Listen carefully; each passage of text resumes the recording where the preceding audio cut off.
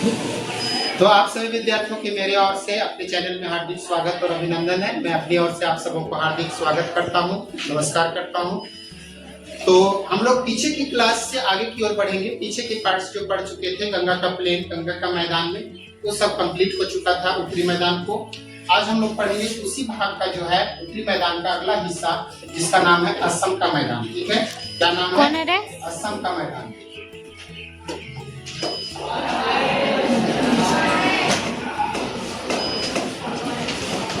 असम का मैदान या उसी को बोला जाता है ब्रह्मपुत्र का मैदान।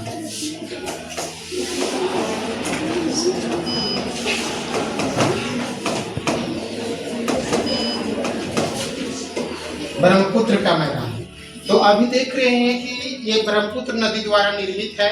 ब्रह्मपुत्र नदी ने इसका निर्माण किया है, इस मैदान का। और सबसे ज्यादा इस मैदान का विस्तार असम राज्य में होने के कारण से इसको असम के मैदान के नाम से भी जाना जाता है। ये असम का मैदान देखेंगे कि ये एरिया खास करके, ठीक है, ये एरिया को आप देखिएगा,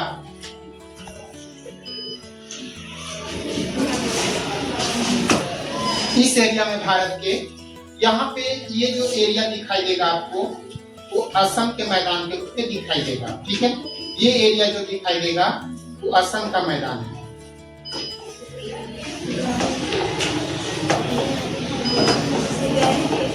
ये है असम का मैदान। ठीक है, अब रही बात की असम का मैदान का विस्तार, यहाँ सीधा भी फैला हुआ है कुछ हिस्सा, ये असम का मैदान है। अब इस असम के मैदान का निर्माण कैसे हुआ है? तो उधर से आने वाली नदी एक था जो मानसरोवर से निकल रही थी, जिसका नाम था सांगपो अर्थात ब्रह्मपुत्र नदी। ठीक है, ये ब्रह्मपुत्र नदी ने कोई भी मैदान का, कोई भी प्लेन भूमि का अगर कोई निर्माण किया है, वो प्लेन भूमि का निर्माण किसने किया है? तो नदियों ने अपने साथ में अवसाद निक्षेप करने के कारण से हुआ है। ये अवसाद का निक्षेपण यहाँ होता है, अवसाद का यहाँ जमाव होता है, जिस कारण से इस मैदान का निर्माण हुआ है, जिसे इसका विस्तार सर्वाधिक असम राज्य में होने के कारण इस ब्रह्मपुत्र के मैदान को असम के मैदान के नाम से जाना जाता है। ये असम का मैदान ज्यादा डिफाइन नहीं करना है, ज्यादा नहीं समझना है इसको। ये विशेष रूप से बोला जाए, इसकी लेंथ अगर बात करेंगे, असम के मैदान की लंबाई की बात करेंगे तो 720 किलोमीटर की लमसम है, अर्थात कहीं कहीं 700 भी किलोमीटर रहता है। ठीक है, ये विशेष रूप से इसकी लेंथ जो है 720 किलोमीटर, और चौड़ाई की बात करेंगे तो मात्र 80 किलोमीटर है। ठीक है, ज्यादा चौड़ाई ये नहीं है ये मैदान, लेकिन फिर भी ये मैदान उपजाऊ है। क्यों? क्योंकि उपजाऊ मैदान किसको कहा जाता है? उपजाऊ मैदान, तो उपजाऊ मैदान वो होते हैं जो विशेष रूप से क्या करते हैं कि अपने साथ में बहुत अधिक मात्रा में मिट्टी को बहा करके लाते हैं, जिसे कौन सी मिट्टी कहा जाता है? नया जलोढ़ मिट्टी को खादर। कल की क्लास में देखे थे, पिछला क्लास में, उसको खादर कहते हैं, और पुरानी जलोढ़ मिट्टी को क्या कहते हैं? बांगर। पुरानी जलोढ़ मिट्टी को बांगर, नए जलोढ़ मिट्टी को खादर। ये खादर का निक्षेप करती है, खादर का जमाव करती है ब्रह्मपुत्र नदी, जिसके कारण से बहुत अधिक मात्रा में यहाँ पे क्या हो गया है? तो उपजाऊ भूमि पाई जाती है, अर्थात बहुत अधिक मात्रा में यहाँ खेती की जाती है, जिसमें दलहन हो गया, चावल हो गया, गन्ना हो गया, ये सभी की खेती बहुत अधिक मात्रा में की जाती है। साथ ही साथ ये पहाड़ी भूमि होने के कारण से चाय की खेती भी अधिक की जाती है। चाय की खेती असम बहुत ज्यादा सर्वोत्तम होता है। भारत में सबसे अधिक चाय का उत्पादन असम राज्य करता है। क्यों करता है? क्योंकि यहाँ पे पहाड़ी भूमि होने के कारण से, पर्वतीय क्षेत्र थोड़ा होने के कारण से, इन क्षेत्रों में बहुत अधिक चाय की खेती की जाती है, जहाँ अधिक वर्षा यानी पानी की भी जरूरत पड़ती है अधिक मात्रा में, और साथ ही साथ में पानी के साथ साथ उसका क्या होता है? जमाव भी नहीं होता है। चाय की खेती के लिए पानी का जमाव नहीं होना चाहिए, प्रवाहित हो जाता है, जिस कारण से यहाँ बहुत अधिक मात्रा में चाय की खेती की जाती है। इस बाढ़ के कारण से यहाँ भी ब्रह्मपुत्र ने क्या किया है? बहुत अधिक विशाल मात्रा में, अभी तत्काल में न्यूज देखते होंगे तो बहुत ज्यादा क्षत विक्षत कर दिया है।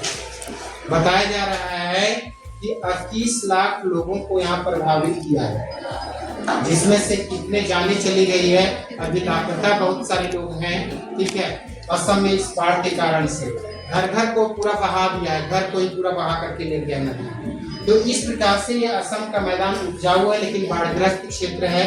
अब बाढ़ग्रस्त क्षेत्र होने के कारण से यहाँ पे थोड़ा समझिएगा, यहाँ पे थोड़ा जानिए, प्रयास कीजिएगा। ये ब्रह्मपुत्र नदी बह रही है, ठीक है। अब ये ब्रह्मपुत्र नदी बह रही है, ठीक है। अब बहने के बाद क्या हो रहा है कि नदियां कहीं कहीं पे क्या करती है, बीच बीच में ही प्लेन भूमि, हम कल के क्लास में भी देखे थे और आज भी बता रहे हैं आपको कि जब भी नदी बहेगी तो बहने के साथ पर्वतीय क्षेत्र में युवावस्था होती है, अर्थात उसकी धाराएं काफी तीव्र होती है। लेकिन जैसे ही प्लेन भूमि में आती है तो उसकी गति क्या हो जाती है, कम हो जाती है, मंद हो जाती है। तो कम गति होने के कारण से जितना तेज गति से इधर बहा करके लाया अवसाद को, गाद को, निक्षेप को, वो इधर क्या करते गया, जमा करते गया। अब चलिए यहाँ पे जमा कर दे रहे हैं, ठीक है। यहाँ पे गाद का जमाव होते गया, गाद का जमाव होते गया, ठीक है। गाद का निक्षेप करते गया, गाद का निक्षेप करता गया। तो इस प्रकार से क्या हो गया कि इधर की जब निक्षेप हो गया तो ऊंचा स्थल, ये गाद का निक्षेप होने से क्या बन गया, एक प्रकार से स्थल भाग बन गया, ठीक है। ये स्थल भाग बना। अब ये स्थल भाग बना, ये स्थल भाग है, ध्यान से समझिएगा इसको, बहुत इंपॉर्टेंट है यहाँ पे। अब ये स्थल भाग होने के कारण से, थोड़ा जमने के कारण से कठोर हो गया, ये भूमि कठोर हो गई, मजबूत हो गई, जिसके कारण से इधर का कुछ पानी इधर बहने लगा, कुछ पानी इधर बहने लगा, कुछ इधर बहने लगा, कुछ इधर बहने लगा, ठीक है। कुछ इधर का पानी इधर चला गया, कुछ इधर चला गया। इस प्रकार से पानी जो है उसका देख रहे हैं कि पानी जो बह रहा है वो कुछ इधर बह रहा है, कुछ इधर बह रहा है। पानी, ये बहने वाला पानी कुछ इधर चला जा रहा है, कुछ इधर चला जा रहा है, कुछ इधर जा रहा है, ठीक है। इस प्रकार से क्या देख रहे हैं हम, इस स्थल भाग जो था उस स्थल भाग में क्या हो रहा है, सो बताइए आप। कि स्थल भाग के चारों तरफ पानी फैल जाता है, ठीक है। तो चारों तरफ पानी फैल जाना, कोई स्थल खंड, कोई स्थल का टुकड़ा, कोई भूमि का वह भाग जिसके चारों तरफ पानी ही पानी हो, जिसके तरफ पानी ही पानी, चारों तरफ जल ही जल दिखाई देता हो, ये चारों तरफ पानी ही पानी दिखाई देता हो, ये स्थल भाग है। और ये चारों तरफ क्या भाग है, तो जल भाग है। उसको क्या नाम दिया जाता है, जल्दी बोलो, द्वीप कहा जाता है। क्या बोलते हैं इसको, क्या यहाँ पे ये स्थल भाग है, ठीक है, और इसके चारों तरफ पानी है, क्या ये द्वीप कहलाएगा, कहलाएगा। लेकिन किसके द्वारा बना हुआ द्वीप है, तो नदियों के द्वारा बना हुआ द्वीप है। इसीलिए इस द्वीपों को, इन द्वीपों को कहा जाता है नदीय द्वीप या नदी द्वीप, ठीक है। नदीय द्वीप कहते हैं या फिर नदी द्वीप कहते हैं। तो नदीय द्वीपों का निर्माण नदी पर होता है, समझ आ रही है। नदीय द्वीपों का निर्माण कहाँ होती है, तो नदी पर होती है। तो नदी पर होने के कारण से ये नदी द्वीप कहलाता है। अब नदी द्वीप कहलाया ये सभी हिस्सा।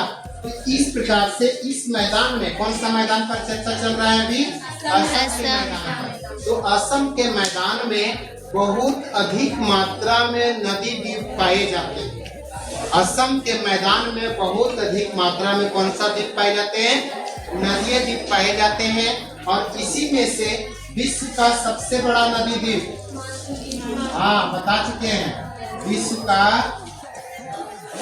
सबसे बड़ा नदीय द्वीप कौन है, क्या होगा, माजुली द्वीप होगा, ठीक है। वो कौन सी नदी निर्माण करती है, ब्रह्मपुत्र नदी। कौन सी नदी, ब्रह्मपुत्र नदी। और वो कहाँ स्थित है, असम के जोरहाट जिले में, असम के जोरहाट जिले में, जोरहाट जिले में। ये विश्व का सबसे बड़ा नदी द्वीप है। क्वेश्चन कई बार पूछा गया, इसलिए एकदम दिमाग में बैठा लेना इस क्वेश्चन को। विश्व का सबसे बड़ा नदी द्वीप कौन है, माजुली द्वीप। किस नदी द्वारा निर्मित है, ब्रह्मपुत्र नदी द्वारा। कहाँ स्थित है, असम में स्थित है। और ये दुनिया का सबसे बड़ा नदी द्वीप है। इस प्रकार से आप बहुत सारे नदी द्वीप पाए जाते हैं। इसके अलावे इस मैदान में जो है, उत्तरी में, असम के मैदान में, यहाँ कांजीरंगा नेशनल पार्क, ठीक है, कांजीरंगा, और दूसरा जो है, पहला कांजीरंगा नेशनल पार्क और दूसरा मानस राष्ट्रीय उद्यान, मानस नेशनल पार्क। राष्ट्रीय उद्यान, कांजीरंगा राष्ट्रीय उद्यान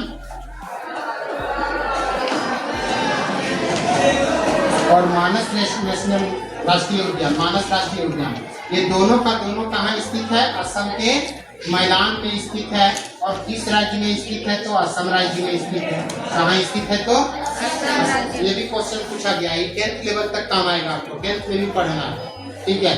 तो कांजीरंगा राष्ट्रीय उद्यान किस राज्य में बोलेंगे? असम में। मानस राष्ट्रीय उद्यान किस राज्य में? असम में, ठीक है। ये पूछा जाता है ये सब क्वेश्चन। इस प्रकार से आपका असम का मैदान का शॉर्ट भाग आपका समाप्त होता है। इसके नेक्स्ट भाग अभी आपको हम बताएंगे, वो नेक्स्ट भाग चालू करेंगे, ठीक है। उसके बारे में समझने का प्रयास करेंगे, ठीक है।